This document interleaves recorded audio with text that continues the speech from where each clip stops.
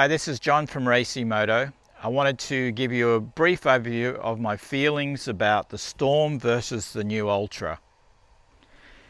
So both these bikes are higher performance bikes, and I've had the pleasure of absolutely trying to demolish them on some fast single track over the weekend. So what I wanted to do is go not in depth, but give you a bit of a summary of my feelings on the differences and where they're best suited. So let's start with the Storm B. So the Storm B is a heavier bike, around 126 kilo, but also higher performance, around 22 kilowatts.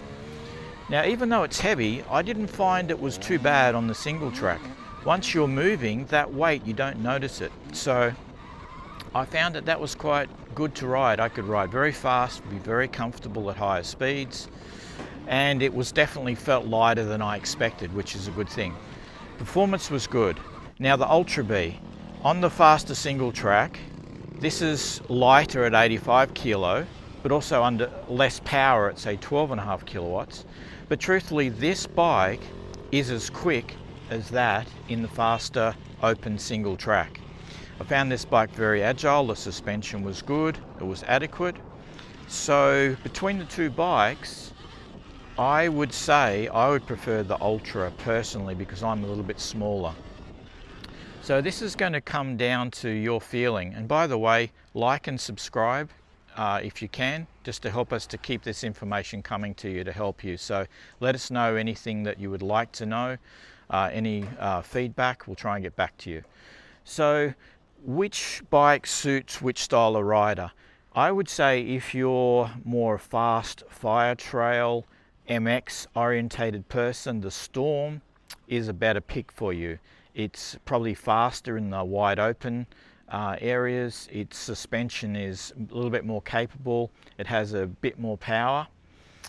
Whereas if you like the single track and the trail riding and you're a little bit smaller, then the Ultra is probably the pick for you. Both bikes are very capable bikes. What I did notice about the feeling on the bikes is originally I was thinking that I didn't need to modify the Ultra much with its ergonomics, especially the handlebars.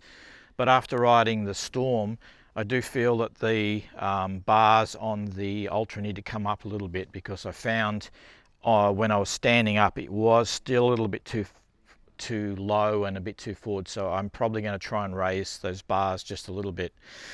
Now I found the stock tires actually were quite good for single track, not for hill climbs or anything, but in your normal single track they actually performed quite well, surprisingly well. So overall, both these bikes are really good bikes. The price point's good, the performance is good.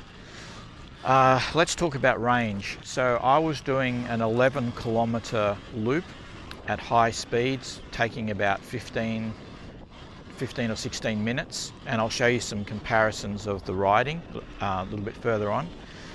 I was using 25% of my battery per lap at 11 kilometers on the Ultra, and I was using 30% of the battery per 11-kilometer loop. So that would mean basically I would have got 35 kilometers out of this bike, and I probably would have got about 45 kilometers out of this bike. That's at riding pretty wide open, accelerating out of corners, riding pretty hard, riding with 2 strokes and 4 strokes, so whipping their butts, good fun. So that both these bikes are really, really capable. In the real world range, 30 to 40 kilometers at higher speeds is probably typical. If you were just trail riding, you're going to get 50 to 80 on this one, and I'm not too sure on that. I haven't done a lot on this, but both are good bikes. I think that you can't really go wrong with electric, because it allows you to ride more places. There's lots of other advantages. So that's my general thoughts. If you're an open sort of trail rider and more like the technical, probably the Ultra. More open, wide open spaces and more MX, go the Storm.